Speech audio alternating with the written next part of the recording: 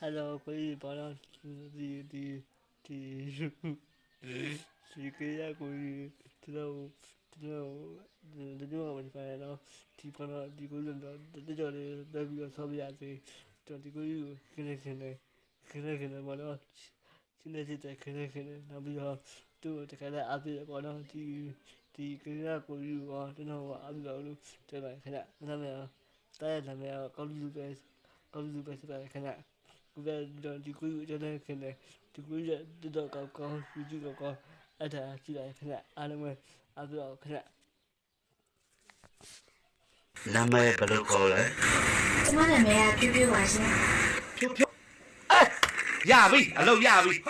နာမည်နဲ့အလုပ်တန်းရလားဘာဆိုင်လို့လဲဒါကငါကိစ္စငါသိတယ်မပြောဖြူလေနာမည်ဘယ်လိုခေါ်လဲကျမနာမည်က